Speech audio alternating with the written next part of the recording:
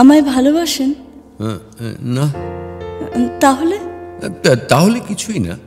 কিন্তু রোজ বিকেলে সন্ধ্যের আগে আগে ঠিক এমন সময়ে ছাদে আসেন যে? বাবা, কিভাবে জানেন? কিভাবে আবার, আমাদের ছাদ থেকে ঠিক দেখা যায়। রোজ? তার মানে আপনিও রোজ আসেন? আসি। তাহলে কি আপনিও আমায় ভালোবাসেন? মেয়েটা সাথে সাথে জবাব দেয় না, মাথা নামিয়ে নেয়। অনেকক্ষণ নিজেকে সামলে নেয় বোধহয়। তারপর চকিতে মুখ তুলে সে বলে, সন্ধ্যার আকাশ আমার ভালো লাগে, কেমন লালচে হয়ে থাকে, ওটা দেখতে আসি। কিন্তু গত দুদিন ধরে আকাশে লাল রং কিন্তু নেই। মেঘলা আকাশ, গুমোট এবং বৃষ্টি। আমার মেঘলা আকাশও ভালো লাগে, বৃষ্টিও। আচ্ছা আচ্ছা, যাই তাহলে। মেয়েটা চুপ করে থাকে, কথা বলে না, নাকি বলে চোখে।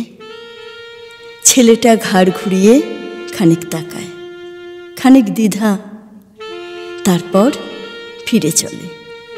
মেয়েটা দাঁড়িয়ে থাকে। ছেলেটা চায়ের দোকান পেরিয়ে সরু গলির ভেতর ঢুকে পড়ে। মেয়েটা দাঁড়িয়েই থাকে, দাঁড়িয়েই থাকে, যেন নির্নিমেষ অপেক্ষার নিশ্চিন্ত প্রহর।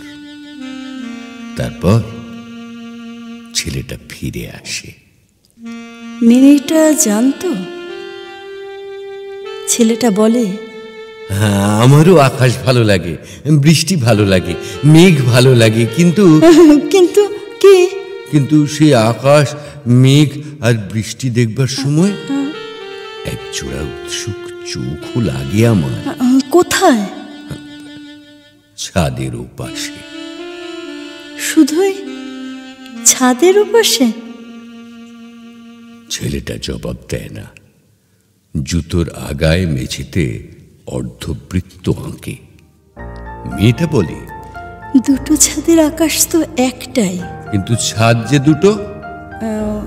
তাহলে আকাশের মতন একটা ছাদ হতে পারে না? দুজন মানুষের একটা মাত্র ছাদ। বহু বছর বাদে তাদের মাথার উপর ওই একটা মাত্র আকাশের মতন একটা ছাদই থাকে।